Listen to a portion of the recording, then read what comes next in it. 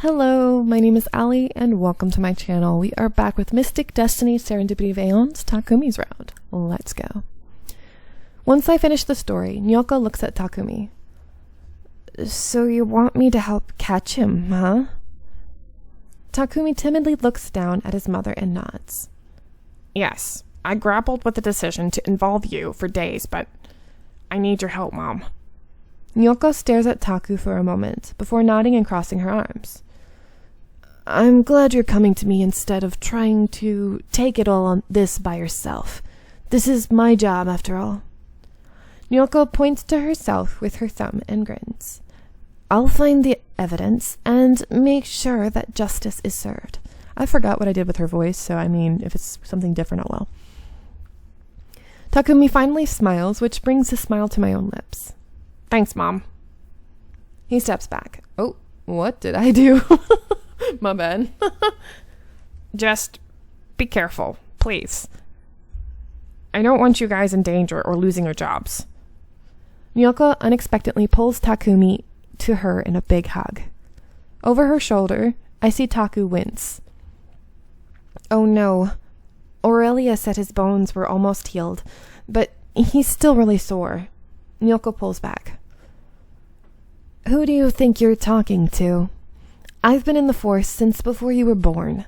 And besides that, I'm not the one with broken ribs. Takumi seems as surprised as I am. Then he grins, and I meet his eyes with a smile of my own. Well, I don't know if she forgives him, but I think they'll be all right eventually. With that, we say our goodbyes and head home. Takumi and I quietly walk down the street. Even though things ended well with his mother, Takumi seems down. I'm guessing that with how long it took him to come to this decision. He's still uncomfortable with the idea of putting his mother in danger. I hold back a sigh.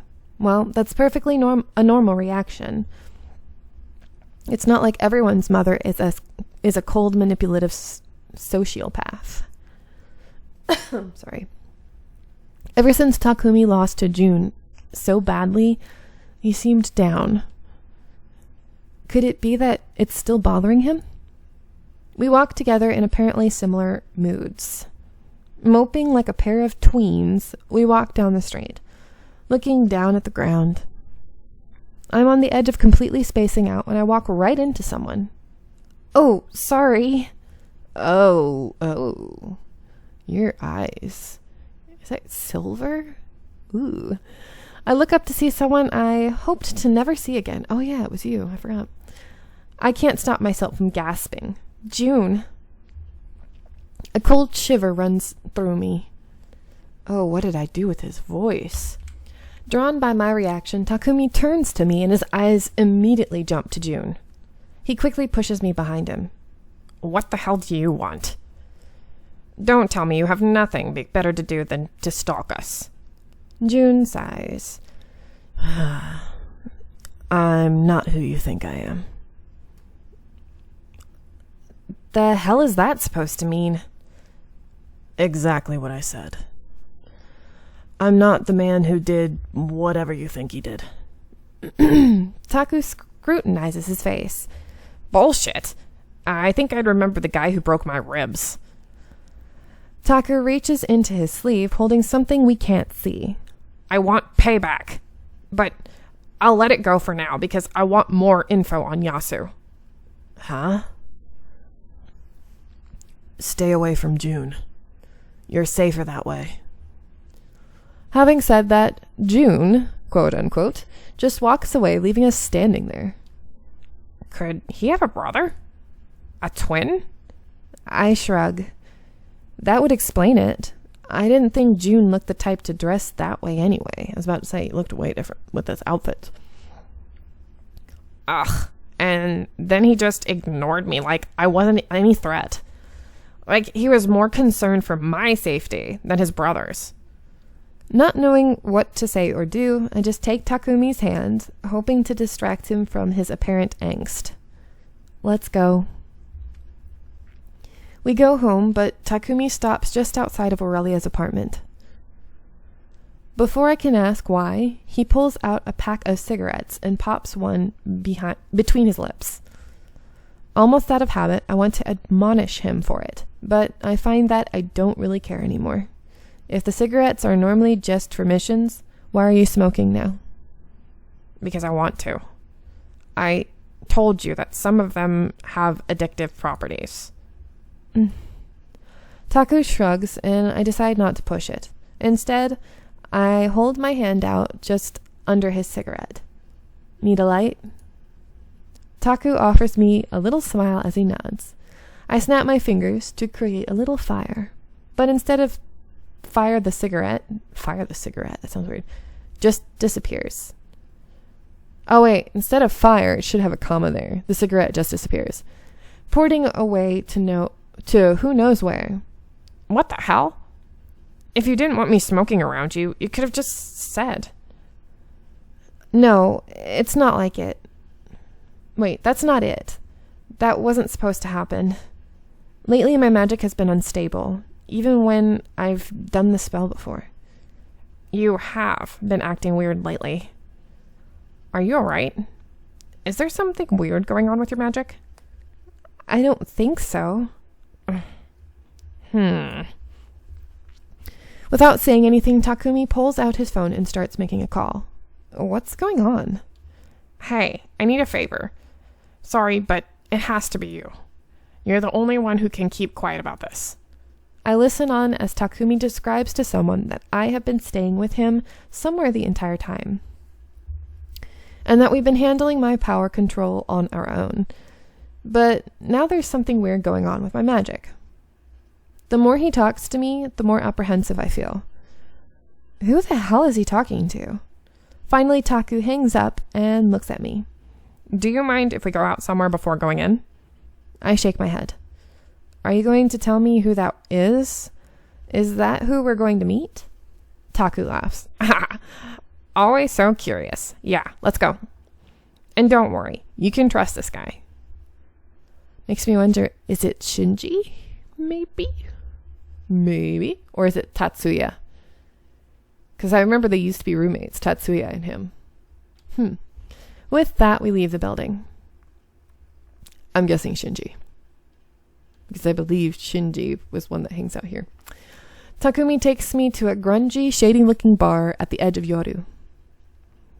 I am not particularly surprised to be taken somewhere like this, although, admittedly, in the past, I would have been. As we walk up to the bar, I am surprised to see the magenta-haired person waiting for us. Yep, it's Shinji. Upon seeing us, he gives Takumi a little nod. I follow behind Takumi towards him, suddenly feeling very nervous.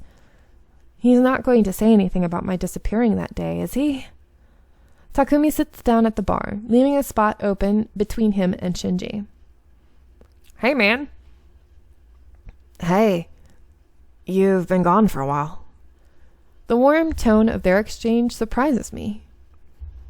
I didn't know these two were friends with each other.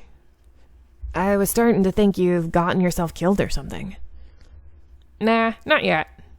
He dismisses it so easily, but I can't forget his unconscious body lying in a pool of his own blood. Yeah, not yet, luckily. I sigh and draw their attention to me without meaning to. Shinji smiles down at me. So, what's the problem exactly?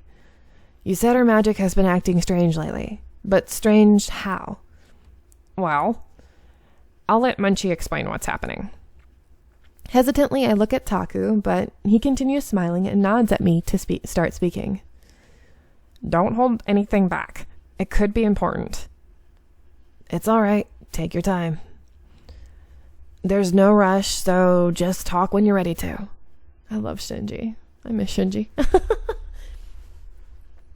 I describe some of the weird ways my magic has been acting, not losing control precisely, but at times doing something totally different from what I meant to do. When I finish speaking, Shinji doesn't say anything, seemingly thinking over my words. Oh God, how is this? How do you pronounce this? Vas usagal ishnol. I freeze at the sound of a strange voice in my ear. Oh no. Again? Out of the corner of my eye, I can see it. Dark, shadowy figures creeping closer. Oh, that's freaking creepy. You see them? It's not a question. I gulp. You see those things too? Shinji's eyes flit to where the shadows are hiding, and he nods. Yeah, I can see them. So I'm not going insane or anything? I've been seeing and hearing shadowy figures and whispers for some time now. And lately, it's been getting worse. I see. He watches the shadows straight on, and I wonder if they don't hide from his gaze. For a while, he remains like this, as if mesmerized by the shadowy figure movements. Then he looks back at me. You've been using death magic then, haven't you? What? How do you... Yes, I have been using it. I didn't know any other way to get my powers under control quickly, and it just seemed like the simplest solution. Well, that explains how you got it all under control so quickly. I was wondering how you managed it, and it looks like I got my answer now. Shinji grows quiet, and I find myself unable to take my eyes off of him. Frozen in anticipation, I have to remind myself to breathe. Death magic is not something anyone gets naturally. No one was born with it. The only natural way to gain access to it is to have it touch your soul. Usually that means being possessed by a spirit. That's pretty much the only safe way to become a death mage, although I don't recommend it. Being possessed isn't exactly fun. The nice spirits would never possess someone, and the ones who would, well, I'm sure you can imagine. With this way, though, the death magic becomes a part of you. And it's not as corrosive to the soul as it would be otherwise. Corrosive? Even though I ask, I'm not sure that I want to know exactly, but I need to know. Shinji nods. Yeah, the other way to obtain the abilities is to force it. To force your way by using the magic that isn't meant for the living. It seems that you tried to force it to come to you, grasping and grabbing at it. You tried to make it work for you. It didn't come to you naturally, so it would wear at you more. Instead of just corrupting, it consumes. It corrupts your soul and eats away at it the more you use it. Although that's not something anyone can avoid, no matter how they got the magic. The more you use it, the more things change. It starts pretty small too, so you manage to tell yourself that it's nothing, just your mind playing tricks on you. Shadowy figures just out of the corner of your eye. They disappear every time you turn to look. So you think you're just imagining it, up to the point where they don't go away. They hide, they move away, and they don't disappear anymore, not unless they want to. And then you start to hear them. They whisper things almost constantly. The better you see them, the more you're aware. The more they whisper. That was an error. That was a typo. You can sort of ignore it after you're used to it, but sometimes they get more persistent. It's never quite anything you can understand. It's barely there. Something you can recognize, but can't comprehend. Shinji sighs and looks down at his drink. I admit, I fear the day that I'll finally hear them properly. The day I start to understand what they say. It may very well be the day they can finally get close enough. He looks up with a smile, but it looks so wrong somehow. My heart aches painfully at the sight. Oh God, my poor Shinji. I love him. I can't tell if it's for him, me, or maybe both of us. I can already understand some words. The more death magic you use, the closer the shadows will start to get. Sometimes you can feel them reach out to you, grab at you. It's not a pleasant feeling. I stare at him wordlessly. Even my mind seems to have gone silent and still. Is there no way to reverse this? To fix it? You don't. But If you stop using it, it stops getting worse. It may go away eventually, but it hasn't for me, so I wouldn't know. He shrugs. It's too late for me, though death magic touched my soul too deeply, even without me using it at first. I don't want to get your hopes up, so I won't say that you may have a chance. It's a possibility, in theory anyway, but you pretty much have to test it yourself. Don't you have anyone else you can ask? Anyone who did something like Munchie, did and managed to stop it or reverse it or something? Despite the grave tone of the conversation, Shinji laughs. I guess. I don't associate with any other death mages exactly. I don't advertise that I'm one, technically anyway. And no one else is going to either. And if they do, I suggest you run. Well, I'm going to let you guys go here. I hope you are enjoying, and I'll see you in the next one. Bye.